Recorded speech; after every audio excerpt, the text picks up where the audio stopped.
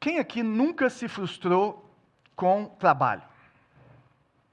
Quem aqui nunca falou assim, cara, meu trabalho tem uma rotina entediante, ou acorda de manhã e não quer ir trabalhar, ou só eu que de vez em quando acordo não havendo a fim de pregar. Às vezes você acorda, ou você olha para o seu trabalho e se sente injustiçado pelo retorno dos clientes, pelo seu patrão, pelo seu salário. Temos isso tudo que a gente passa, né? Ou você planta muito e colhe pouco. Isso tudo pode acontecer com o trabalho. E a pergunta que eu quero te fazer hoje é por que você trabalha? Qual que é a sua motivação para trabalhar? Ô João, eu trabalho para pagar os boletos, porque pode ter feriado, mas os boletos continuam chegando. Tá férias, mas os boletos continuam chegando. Eu trabalho para ganhar dinheiro, para ter muito dinheiro. Eu trabalho para ter sucesso, para ser o melhor profissional, para ser reconhecido como o melhor na minha área. E é interessante, né? Porque muita gente que a gente conversa enxerga o trabalho como uma punição entre os finais de semana. Então, o que é trabalho? É uma punição que eu tenho entre os dias de lazer. Mas a verdade é que nós passamos cerca de 1/3 das nossas vidas trabalhando. 1/3 das nossas vidas nós passamos ali com as pessoas que a gente trabalha, na rotina de trabalho, e muitas pessoas estão insatisfeitas com o trabalho. Eu mesmo já falei muito que eu trabalhava para pagar meus boletos, ganhar dinheiro e depois viver a minha vida. Mas até o dia que eu olhei para a Bíblia e entendi que Deus tem um propósito para o trabalho. E é esse o assunto que nós temos hoje, porque nós nunca vamos entender o propósito do nosso trabalho, ou o nosso propósito no trabalho, se nós não entendemos o propósito de Deus para o trabalho. E esse aqui é o meu trabalho hoje. Nós estamos no meio de uma série que se chama... O Evangelho que conecta o céu e a terra, né? Conectados. E nós estamos caminhando devagarzinho na carta de Paulo aos Efésios. É uma das cartas ali do Novo Testamento. E Paulo estava preso em Roma ali em 60, 62 depois de Cristo. E ele manda essa carta para uma cidade linda, exuberante, litorânea, que está na atual Turquia. Eu vi hoje um pastor postando que ele estava lá numa excursão com o pessoal, uma região linda. Nós queremos um dia também irmos lá, né, nessas 7 igrejas aí do Apocalipse, Efésios é uma delas. E aí ele manda essa carta para essa igreja que ele esteve lá durante 3 anos, mais ou menos. Começou essa igreja e ele quer que esse pessoal permaneça na fé. E aí ele traz, assim, um conhecimento profundo de Deus nos 3 primeiros capítulos, tem 6 capítulos, Efésios, e nos 3 primeiros capítulos ele demonstra e fala o que Jesus fez na cruz, por que ele fez, e como que nós temos acesso a todas as bênçãos espirituais nele, naquilo que ele fez. Então é uma teologia densa para começar a trazer o que essa teologia, o que Jesus fez, o que tudo aquilo que Jesus fez por nós, que ele ensinou, como que isso se aplica às nossas vidas. E aí ele começa a mostrar para a gente uma coisa muito importante, que o Evangelho muda tudo. E ele precisa mudar tudo nas nossas vidas. E ele fala como nós vamos nos relacionar dentro da igreja, ele fala como o nosso caráter é transformado, que nós temos que ser cheios do Espírito Santo, e nós vamos começar a nos embriagar com o Espírito e não com o vinho. E aí ele entra na intimidade da nossa vida, porque o Evangelho muda tudo, e fala como é que é a relação de homem e mulher, de matrimônio. Ele fala sobre a relação de pais e filhos, que nós falamos na semana passada. E aí agora ele vai tratar essa relação que na época era de escravos e senhores. E eu quero mostrar um pouquinho como o trabalho é um chamado e como a gente pode trabalhar de uma nova forma através de Jesus. Amém? Então vamos ler o texto aqui, Efésios 6, de 5 a 9. Escravos, obedeçam aos seus senhores terrenos com respeito e temor. Sirvam com sinceridade como serviriam a Cristo. Procurem agradá-lo sempre, e não apenas quando eles estiverem observando como escravos de Cristo. Façam a vontade de Deus com todo o coração. Trabalhem com entusiasmo, como se servissem ao Senhor e não a homens. Lembre-se de que o Senhor recompensará cada um de nós pelo bem que fizermos, quer sejamos escravos, quer livres. Senhores, assim também tratem seus escravos, não os ameacem. Lembre-se que vocês e eles têm o mesmo Senhor no céu e Ele não age com favoritismo. Vamos orar. Jesus, fala conosco. Nos ensine o propósito do trabalho e que o Senhor possa realmente, por meio da sua vida em nós e do teu Evangelho, transformar a nossa forma de enxergar o trabalho e trabalhar em nome de Jesus. Amém. Então, gente, antes de entrarmos nesse texto, é importante pensarmos onde que o trabalho aparece na Bíblia. Isso é muito importante. Ou seja, quando que o ser humano começou a trabalhar. E existe uma visão errada de que o trabalho aparece na Bíblia quando Deus amaldiçoa o trabalho. Ali em Gênesis 3, as pessoas falam assim, trabalho é ruim porque é maldição. No céu vai ter um monte de anjos tocando harpa e nós vamos ficar lá só tocando harpa com eles e cantando com eles. Essa é a visão que nós recebemos aí da era medieval, mas não é assim que a Bíblia mostra que é o fim dos tempos. Essa é conversa para outro dia, mas no final dos tempos nós vamos ter trabalho, nós vamos ter cidade, nós vamos ter civilização redimida. Não é anjinho tocando harpa, igual a gente viu aí, que nos ensinaram. Mas isso é conversa para outro dia. Então o trabalho, as pessoas acham que ele aparece aqui em Gênesis 3:17, depois que Adão e Eva pecaram, e Deus aparece lá e fala, por que vocês estão escondidos aí? Por que vocês colocaram essa roupinha? Vocês estavam pelados.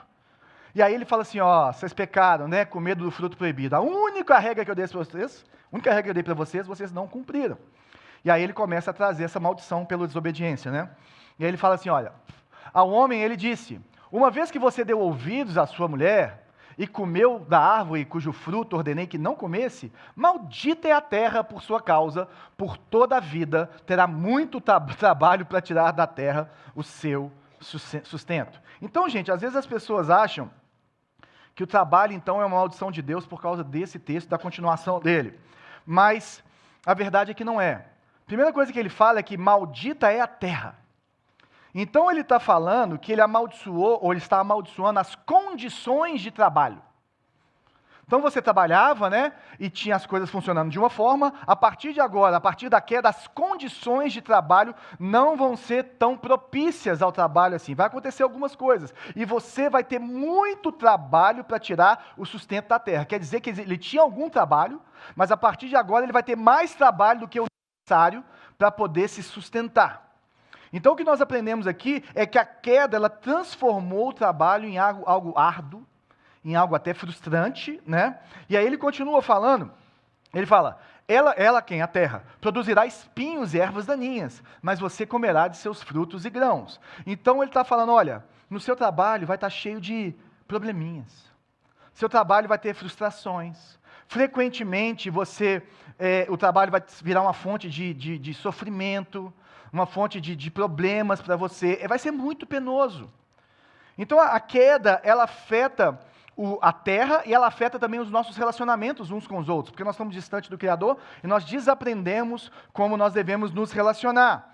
E aí, em vez de nós servirmos o outro com alegria e cuidarmos das coisas de Deus, como Ele nos chamou inicialmente para cuidar, a gente começa a competir, a gente começa a ter ciúme, a gente começa a criar treta. E você vai ver aqui, um pouquinho antes desse texto, Deus fala assim, e aí, quem que desobedeceu? Aí Adão põe a culpa na Eva, que põe a culpa na serpente.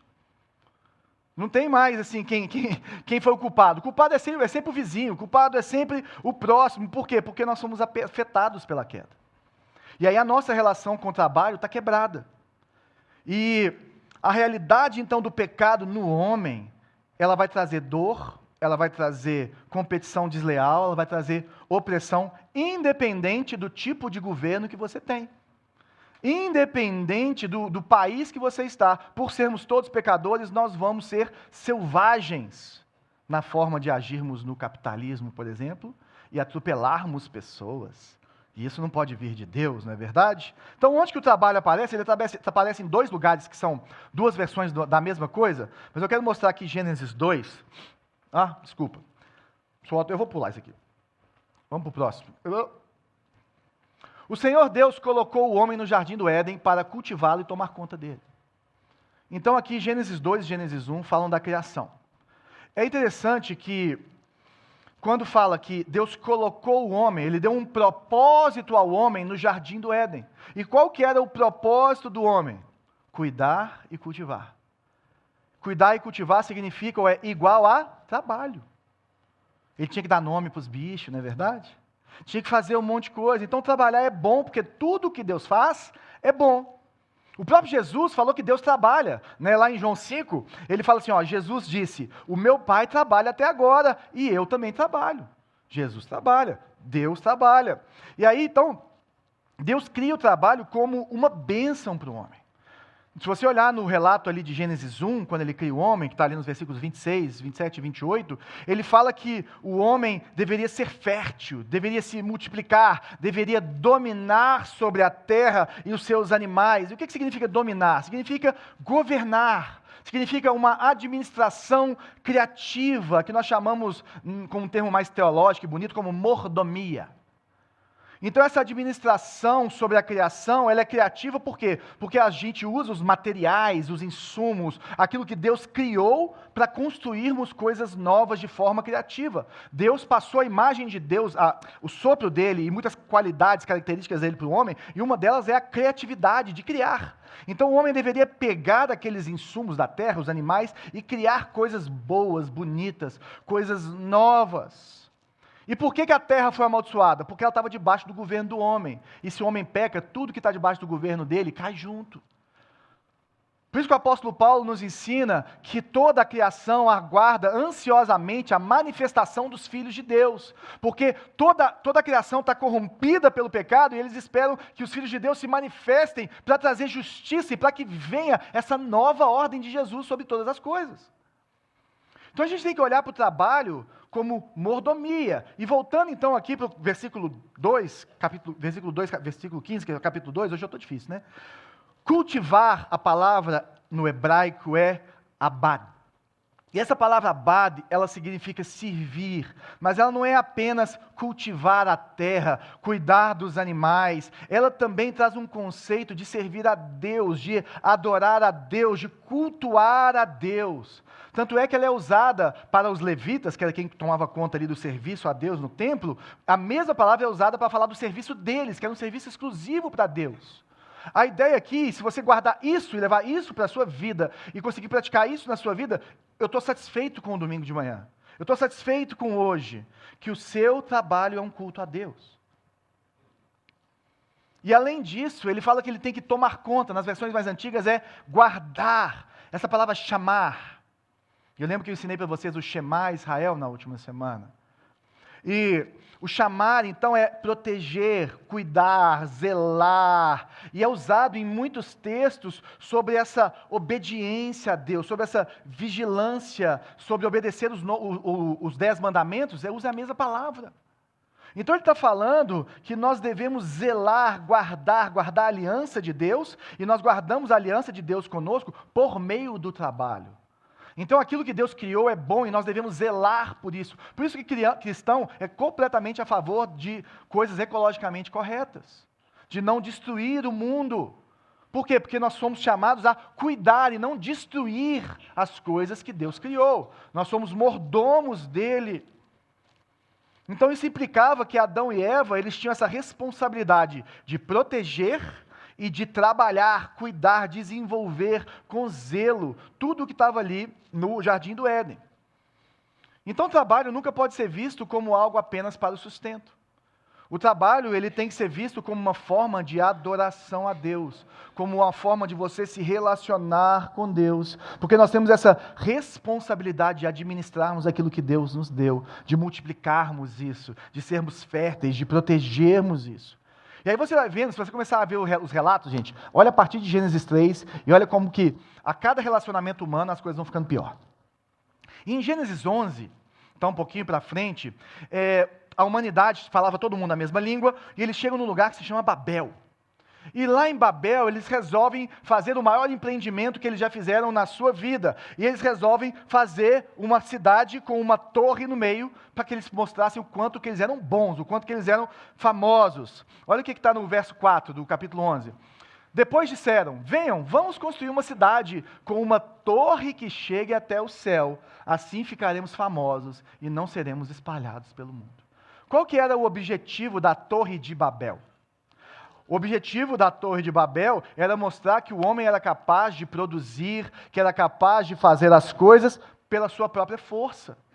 Por isso ele queria ser famoso, ele queria ser o centro. E aí Deus olha para aquilo, e quase todo mundo aqui deve saber essa história, se você não sabe eu vou te contar. Deus olha para aquilo e fala assim, não, ninguém pode ser tão famoso assim e não olhar para mim. E aí ele confunde as línguas, e aí a partir daí as pessoas não conseguem mais se comunicar e não conseguem fazer a torre.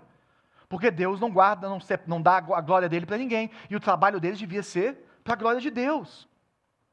Então, a gente vai vendo como que o trabalho dentro do pecado, ou longe de Deus, ele começa a desviar do seu propósito inicial. Aquilo que era um culto a Deus, aquilo que era para servir o próximo, que nós vamos ver para frente, ele começa a ser um motivo de autorrealização, onde você está no centro. E aí nós temos duas visões complicadas de trabalho que eu já falei. Primeiro é esse fardo, é esse mal necessário, essa desgraça que você tem que fazer para pagar os boletos, para você viver o bom da vida, que é o lazer. Então, isso é a negação prática do que Deus nos ensinou abençoando o trabalho. E a gente precisa olhar para o trabalho não dessa forma. Agora, uma outra coisa que acontece muito, principalmente com quem é bem-sucedido, é que o trabalho se torna um ídolo, um deus da pessoa. Então, a pessoa vive para o trabalho. Então, o mais importante da pessoa é que ela é médica. Então, todo lugar que tem um nome dela é doutor, não sei o quê. O mais importante da vida da pessoa é que ele é pastor. Aí está na rede social, pastor não sei o quê, pastor não sei o quê. Se a mulher, teve um cara, gente, que a mulher dele tinha que chamar de pastor. De tanto que a identidade dele estava conectada ao serviço dele para Deus. Isso é um absurdo. Agora a gente começa a se colocar no centro. E aí a nossa identidade, o nosso valor está nas nossas conquistas. Está nos nossos títulos. E aí o que vai acontecer comigo e com você quando o trabalho vira o nosso Deus? Que é isso que eu estou te falando? Você vai trabalhar excessivamente para manter esse Deus vivo, para alimentar esse Deus. E o que vai acontecer? Você vai ter um burnout. E quando você, mesmo sendo bom, fazendo, acontece uma coisa que não vai bem e seu trabalho vai embora. A inteligência artificial destruiu a sua área. Ponto. Você fica sem chão e você começa a se achar como que você não tivesse valor, você não é nada. Por quê? Porque o seu valor está no seu trabalho. E isso vai acontecer, vai fazer o quê? Vai te escravizar. Porque você é o resultado do seu trabalho. E você é o que as pessoas pensam de você. Então, o que eu quero te falar é que se você tentar encontrar a sua identidade, o seu valor no trabalho, você vai se perder. Porque o seu sucesso vai subir no coração e você vai se achar como Deus. E a sua derrota vai te destruir e você vai não se achar ninguém. Então, a gente tem que tomar cuidado com o lugar onde a gente coloca o nosso trabalho. Mas o curioso é que logo depois de Gênesis 11, vem Gênesis 12. Gênesis 12 é o chamado de Deus para Abraão. No final do 11 já começa, na verdade. Mas tem o chamado de Deus para Abraão, e Deus fala algumas coisas que parecem assim, controversas ao que nós vimos agora. Ele vira para Abraão e fala assim: deixe sua terra natal, seus parentes e a sua família, a família de seu pai, e vá para a terra que eu lhe mostrarei. Farei de você uma grande nação, eu o abençoarei, eu vou te fazer famoso, e você vai ser uma bênção para os outros. Ué, mas o problema não era ser famoso, João? Como é que é isso? Ou melhor, qual é a diferença de Babel para Abrão? Isso é muito interessante. O problema, gente, não é você ser famoso. O problema não é você ganhar muito dinheiro. O problema não é você ser reconhecido pelo seu trabalho. O problema é quem está no centro. O problema é quem que está no principal lugar, no lugar principal da sua vida. Porque Babel significa o homem no centro. E quando o homem está no centro, nós somos escravos do homem e de nós mesmos. Porque qualquer ídolo que não Deus vai te escravizar. Agora, Abraão, ele recebe de Deus um nome para abençoar as pessoas. Então é a fama sem a escravidão. É a fama por meio de outra identidade. Quando Deus está no centro, quando você trabalha com essa visão de que você está trabalhando para o Senhor, Ele te abençoa. E independente do ambiente ao seu redor, independente de estar num momento muito ruim das suas finanças, do seu trabalho, ou muito bom, você vai ver Deus no seu trabalho o tempo inteiro. Você vai ver Ele cuidando de você. E Ele pode até te fazer famoso e poderoso, mas você vai sempre olhar para Ele.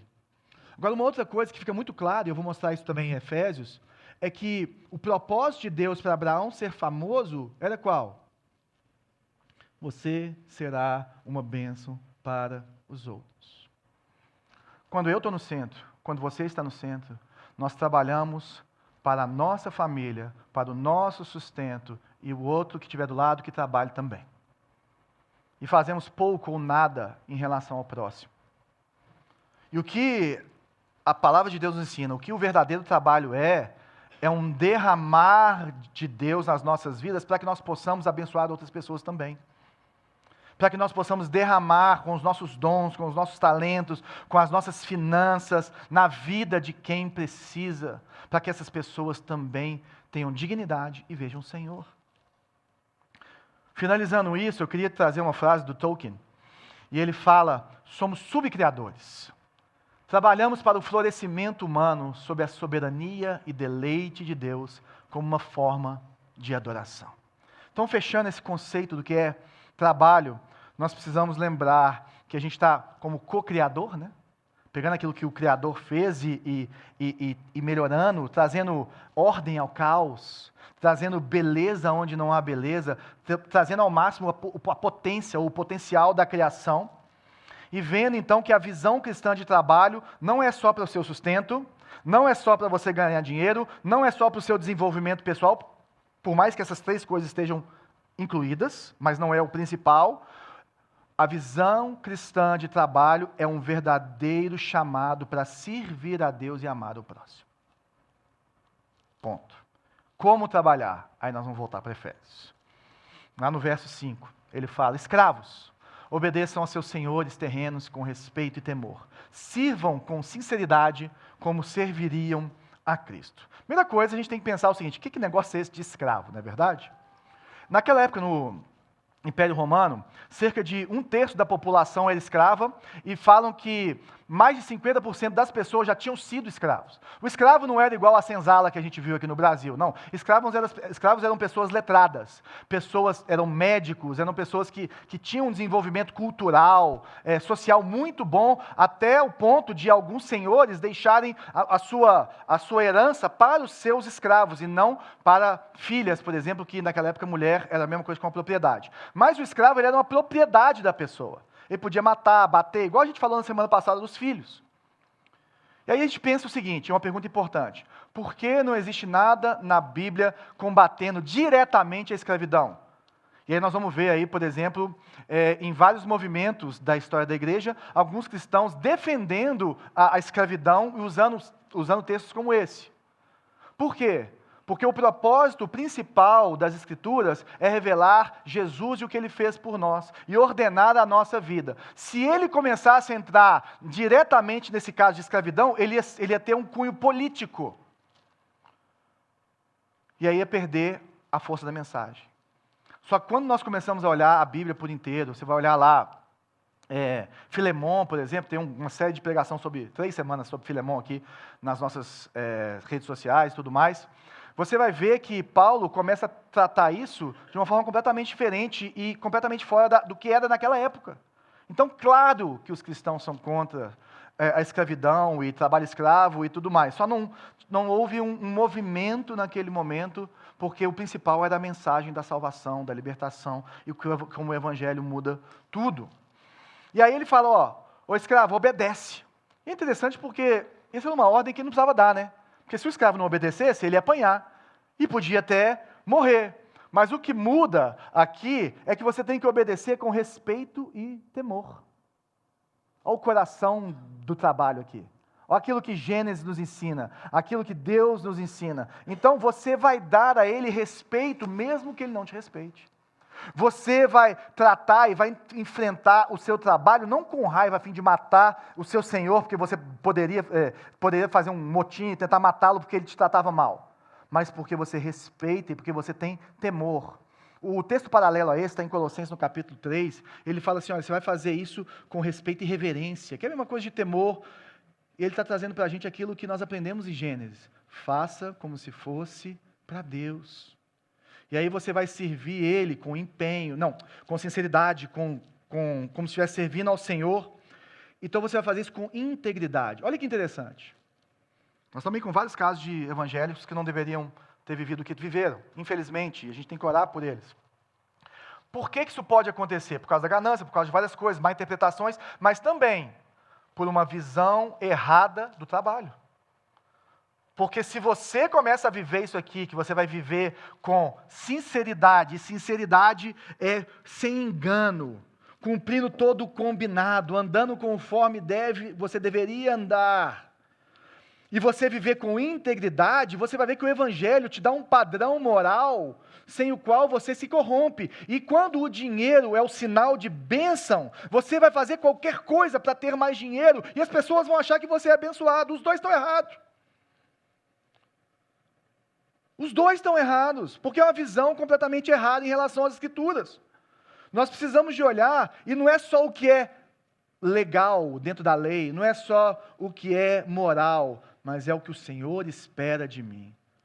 O cara poderia trabalhar arrastando, ele estava cumprindo. Não, o Senhor espera de você um pouquinho mais que isso, ou muito mais do que isso. Primeiro você vai fazer com integridade. Eu queria voltar em Efésios 4, Paulo falou sobre isso no versículo 28. Ele fala, olha, quem é ladrão e converteu, pare de roubar. Em vez disso, use as mãos para trabalhar com empenho, honestidade e assim ajudar generosamente os necessitados. É a mesma coisa que está em Gênesis. Exatamente a mesma coisa. Ele fala, você vai parar de roubar, só que você não vai só parar de roubar e viver para você e ter o melhor para a sua família. Não.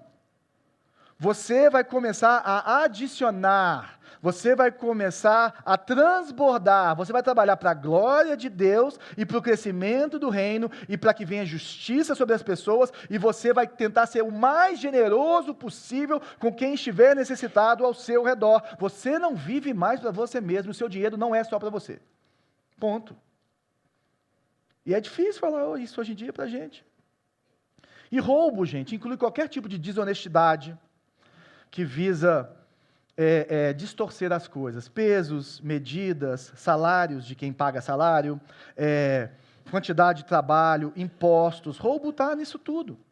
E quando Paulo escreve para a igreja de Tessalônica, ele tinha falado em 1 Tessalonicenses que Jesus ia voltar. E o povo achou que Jesus já estava voltando. Aí eles pararam de casar e de trabalhar. Aí ele tem que escrever 2 Tessalonicenses para poder regular esse povo. E lá no capítulo 3 ele fala assim, olha, quem aí entre vocês estiver ocioso, esperando que os outros cuidem deles, vocês não devem sustentar.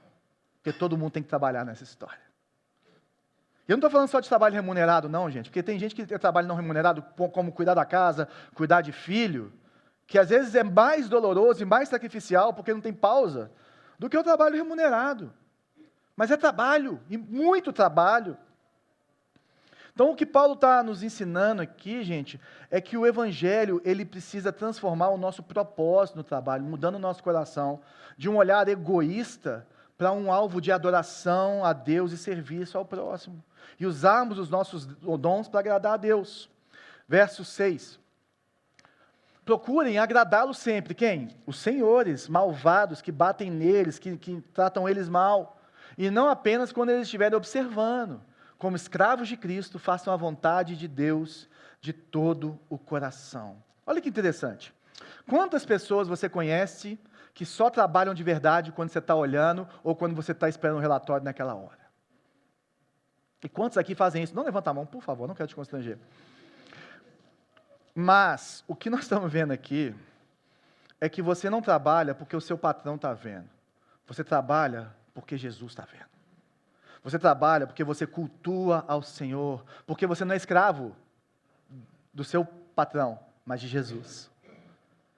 E por você estar nele, você vai trabalhar e você vai fazer a vontade de Deus de todo o coração.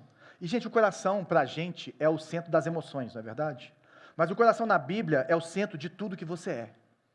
Significa que aquilo que move, a palavra linda, telos, que move o seu telos, que te faz agir, que te faz progredir, que te faz tomar decisões, as suas emoções, o que você quer, o que você deseja, tudo isso é o coração, toda a sua interioridade. Ele está falando assim, olha, tudo que você tem, a sua vontade tem que ser levada, e você tem que entregar isso tudo para o seu trabalho, porque é para Deus, é um culto a Deus. Então você trabalha, quando não tem ninguém olhando, você não enrola. Por quê? Porque você está vendendo as suas horas para aquelas pessoas, e você precisa entregar o seu melhor naquilo, não é porque está olhando ou está cobrando, é o seu melhor. Imagina se todo crente trabalhasse assim, quantas pessoas iam querer vir na igreja? E aí, olha o contrário, quantas pessoas não querem vir na igreja porque tem um funcionário que enrola, que só faz quando você pede, e que faz tudo errado, e que não faz para o Senhor? O que é mais importante? E aí ele continua. Trabalhem com entusiasmo, como se servisse ao Senhor e não a homens. Sabe como é que nós louvamos o Senhor aqui na última música? Depois desse batismo lindo, dessa emoção, desses testemunhos maravilhosos, todo mundo cantando, uau, essa energia. Você não precisa ficar hypado, né, o tempo inteiro, mas você tem que ter entusiasmo para trabalhar. Mesmo que seja enfadonho, mesmo que seja algo que você, às vezes, não gostaria de fazer, porque você está fazendo para Jesus. Então, o Evangelho, ele nos dá um novo conceito de dignidade no trabalho. E sem esse conceito, o trabalho pode ser entediante. Você pode fazer só o que é necessário, mas fazer só o necessário não agrada a Deus. Então, você tem que trabalhar com entusiasmo. Lutero falava o seguinte: se ajuda as pessoas é um trabalho de Deus. Às vezes as pessoas acham que o trabalho delas é pequeno.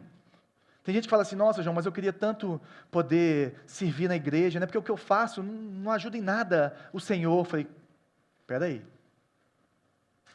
Se você trabalha e se ajuda as pessoas, obrigado aí. É um trabalho digno e algo de Deus. Ficou legal isso aqui. É bom que você fica ouvindo minha voz como se eu fosse Deus falando. Então, vamos ler o próximo versículo. Lembre-se de que o Senhor recompensará a cada um de nós pelo bem que fizermos, quer sejamos escravos, quer livres. Olha que interessante. João, mas é muito difícil ter essa motivação. Para que eu vou fazer isso? Aí ele fala o seguinte: cada coisa boa que você fizer, a partir do Evangelho, para servir o outro, para abençoar as pessoas, dentro dessa visão, existe uma recompensa em Deus para você na eternidade. A palavra bíblica é galardão. A gente acha que galardão é só para quem toca no louvor e o pastor que prega, né? Quem recebe gente em casa no pequeno grupo e quem prega no pequeno grupo. Mas ele está falando que qualquer trabalho que você fizer, você tem um galardão se você fizer para o Senhor.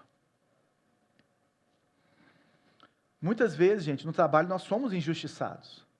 Muitas vezes, no mercado de trabalho, nós somos injustiçados. Muitas vezes, nós somos, sim, maltratados. Muitas vezes, nós não temos o que nós merecíamos, nós somos desvalorizados, nós fazemos o nosso melhor e não dá certo. Mas quando eu olho para a recompensa eterna, eu falo: Jesus, eu fiz para você. Jesus, eu fiz para você. E já que o meu trabalho é um culto de adoração ao Senhor, eu vou continuar trabalhando e vivendo, porque a recompensa vem do Senhor. E nós olhamos para a eternidade. Isso chama esperança cristã. Sem isso, meu querido, você vai viver para o hoje. Você vai viver para as riquezas, para os relacionamentos, para tudo. Você precisa ter esperança. E ele não está falando aqui agora só para os escravos, não. Ele fala assim, quer escravos, quer livres. Quer ser senhor, quer seja um funcionário normal, todo mundo vai dar conta da sua vida para Deus no final da história. Mas eu estou em Jesus. Beleza, você está em Jesus, você vai para a salvação. Agora, o que você fez com a sua salvação e com os seus dons, vai ser cobrado de você. Que você esteja em Jesus para você não ir para o inferno. Amém? Amém. Mas, além disso, existe um trabalho de Deus em você e um chamado de Deus para mim e para você, para que as pessoas vejam Ele, para que o reino venha. E aí Ele vai conversar com a gente individualmente, cada um com o que nós fizemos com o nosso trabalho. Então, gente, o crente, ele precisa trafegar entre o culto e a empresa como se fosse a mesma coisa. Entre o templo de domingo e o trabalho de segunda-feira com a mesma devoção, com a mesma entrega. E o problema é que nós temos trabalhos que nos seduzem para viver para Ele, porque você fica famoso, grandão, e tem trabalhos que nos estimulam a fazer o mínimo necessário, porque é terrível. É horrível trabalhar com certas coisas, e é complicado mesmo, mas quando nós fazemos para o Senhor, nenhum dos dois acontece, ou não deveria acontecer. O Lutero também dizia que a faxineira que varre o chão, ela varre para a glória de Deus. Imagina se não tivesse faxineira aqui durante a semana, gente. Você ia aguentar ficar aqui dentro? Você ia aguentar usar o banheiro? Outro dia teve que vir um aqui para desentupir o das meninas lá, porque as mulheres de vez em quando fazem um rombo, que nem a faxineira conseguiu. Eu tive que pedir ajuda. Liguei para um especialista. E falei assim, meu irmão, tem que ser você. Porque tem uma obra ali que se o pessoal chegar aqui domingo, vai embora. E a culpa vai ser nossa, não podemos não. Então, gente, a faxineira, ou o trabalho de faxina, ou o trabalho de lixeiro, tem a mesma dignidade do que o pastor pregando a palavra para Deus, porque é para a glória de Deus. E aí ele fala para os senhores, assim também tratem os escravos, assim, com toda essa dignidade, com essas coisas, né? Não os ameacem, lembre-se que vocês e eles têm o mesmo Senhor no céu, e ele não age com favoritismo. Eu lembrei aqui, tem uma parábola de Jesus, que ele fala do rico e Lázaro. Lázaro é um pedinte, né? Um mendigo. E aí os dois morrem. E o problema é que o rico está no inferno e o Lázaro está no céu, eles conseguem se ver. E aí o rico fala assim, mas como é que aquele mendigo está lá? Aí Jesus fala para ele, a glória que você precisava, você recebeu lá. Ele fala assim, nossa, é isso mesmo? Não, fala para ele vir aqui e me dar aguinha. Ele fala assim, não. Não vai te dar aguinha, não. Então faz o seguinte, faz ele ressuscitar para contar para a minha família que vai acontecer isso com eles também. Aí ele fala assim, não, também. Eles já têm a lei e os profetas. Ele está falando o seguinte, quem revela quem Deus é e nos leva à salvação é a palavra de Deus, e isso é suficiente. Nós temos que lembrar que não tem preferência. Às vezes a gente se acha o mais abençoado porque a gente mora no Belvedere, no Buritis, e tem um carro, e tem pessoas que vivem em situações que nós não gostaríamos que elas vivessem. É verdade. E que Jesus ama a gente mais, porque a gente está na área VIP, não é verdade? Mas Paulo está falando que é o contrário. Está falando assim, olha, independente do tamanho da sua conta bancária, de quantos funcionários você tem, e do tanto que você é poderoso nessa terra, cuidado que você não deve ameaçar ninguém, você não deve agir de uma forma a oprimir os outros. Você tem que lembrar que acima de você tem um Senhor. E esse Senhor, ele age sem favoritismo. Ele está vendo como você está tratando os seus funcionários. E ele fala assim, olha, trata eles como irmãos. O que Paulo fala para Filemon? Fala assim, recebe ele como se estivesse me recebendo, esse escravo que te roubou e fugiu de você. Faz isso. Recebe Onésimo dessa forma. Então você tem que tratar as pessoas com a mesma dignidade. Isso se chama imago Dei, imagem de Deus. Todo mundo tem a imagem de Deus, todos são dignos de respeito. Então, para os patrões era uma coisa completamente fora da caixa, porque eles eram donos, eles podiam matar, eles podiam acabar com a vida dessas pessoas, podiam deixar ele morrendo de fome. Ele estava falando assim, você vai tratar cada um com respeito, você não vai liderar eles por ameaças, você vai tratar eles como irmãos diante de Deus. Por quê? Porque isso reflete o relacionamento de Deus e a nossa visão do Evangelho. Então a gente tem que tomar cuidado com a forma como a gente trata quem trabalha com a gente. Porque o Evangelho muda a forma como nós nos relacionamos com todo mundo. Porque no nosso trabalho a gente vive de relacionamentos. Nós temos clientes, nós temos colegas, nós temos alunos, pais, sei lá. Mas o Evangelho precisa mudar tudo isso. Tem uma história de um cara no mercado financeiro que a funcionária dele cometeu um erro e ela ia ser mandada embora, porque ela errou. E ela ficou sabendo disso, ela ficou com muito medo. E aí, de repente, ela viu que não aconteceu nada, ela foi no patrão, no chefe dela, né, no diretor, e falou assim, o que aconteceu, que não aconteceu nada com o meu erro e tal. Ele falou assim, eu falei que fui eu. Eu falei para o nosso chefe que fui eu, e ele gosta muito de mim, ele sabe que eu sou um bom funcionário, e está tudo bem, continua fazendo o bom trabalho que você faz, todo mundo erra. Ela falou assim, mas por que você fez isso? Ele falou assim, porque Jesus fez isso por mim. Porque eu merecia morrer na cruz do Calvário. E Ele tomou o meu lugar. Então eu tomei o seu lugar, no seu erro, para que você pudesse receber o perdão e continuar vivendo e trabalhando como você faz. E essa mulher foi parar na igreja, óbvio, para saber onde que ele aprendia coisas lindas dessa forma e onde ele encontrava um amor como esse. Então, gente, como que a gente trabalha de uma forma que agrada a Deus? Primeira coisa, faça bem feito. Faça bem feito. Tem um exemplo do piloto de avião, e o cara estava pilotando um avião e tudo mais, e o cara assim, ele fazendo aquele negócio com zelo, o pessoal perguntou, mas por que você sempre faz um negócio, tipo assim, então pousa, decola, como se você tivesse assim, tipo assim, pilotando um navio, né, nas Ilhas Caimã. Ele fala assim, cara, porque se Jesus estivesse pilotando esse avião, ele ia fazer igual. Tem o cavador de buracos, muita gente aqui já conhece, que a profissão dele era cavar buraco. E ele estava cavando um buraco, e no final ele pegava e ficava em cima da enxada assim, namorando o buraco, como se estivesse vendo uma varoa muito bonita, e ele fosse solteiro, e falasse, isso muito me interessa.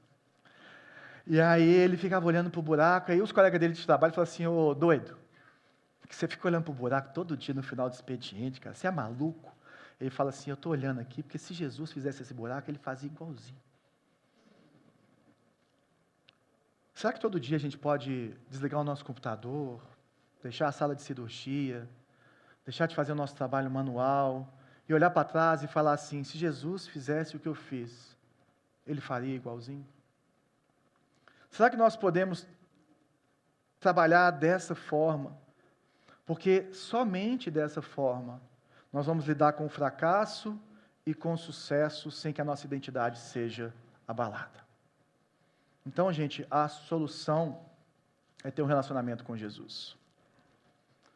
Porque quando a gente estiver trabalhando, a gente precisa de olhar nos olhos dele. Sabe quando você está oprimido, quando você não quer fazer, quando você está com sono, vivendo de cafeína, essas coisas todas, a gente olha para ele e fala assim, eu vou fazer um bom trabalho, Jesus, porque você está me observando. Quando você for injustiçado, você olha para o seu patrão e fala assim, nossa, o que ele merece é que eu botasse fogo nessa empresa. Quem nunca pensou isso? Eu nunca, mas já me contaram. Tá? Sabe aquele cliente chato? Que você, na verdade, não queria vender para ele? Queria que passasse um caminhão em cima dele?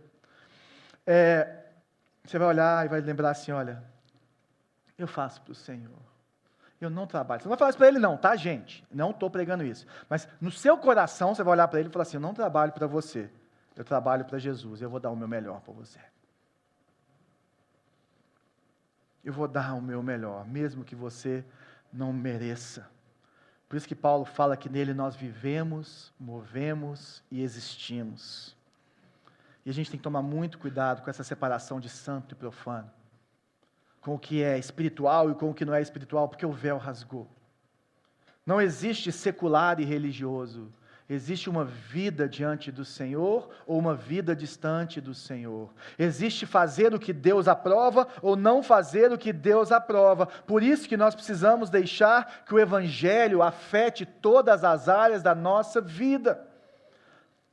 Abraham Kuyper escreve muito sobre isso, e ele escreveu, se Deus é soberano, então seu senhorio deve se estender por todas as áreas da vida, e não pode ser restrito às paredes da igreja ou dentro da órbita cristã.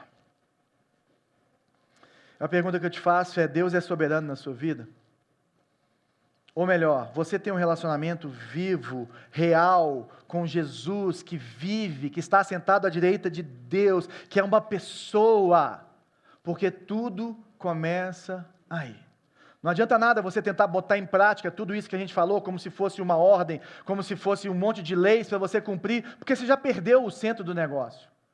Você precisa olhar para Jesus, você precisa ter um relacionamento verdadeiro e vivo com Jesus, e se você não tem, olha para o que esses meninos fizeram.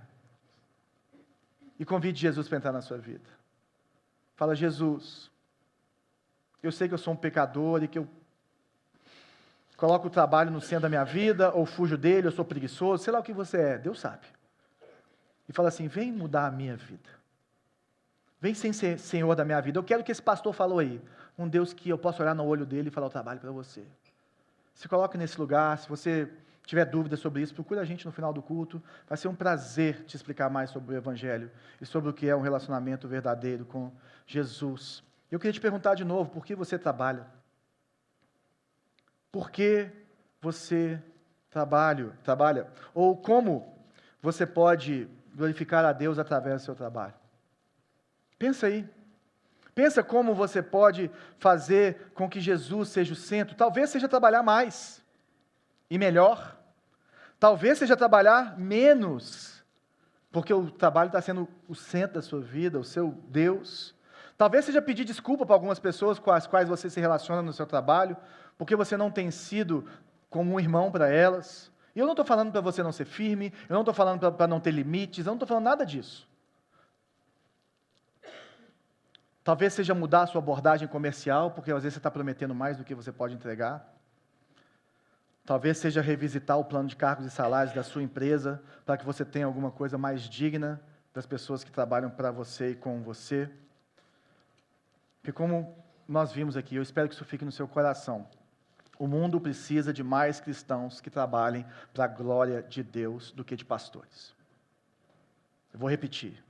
O mundo precisa de mais cristãos que trabalhem para a glória de Deus do que de pastores.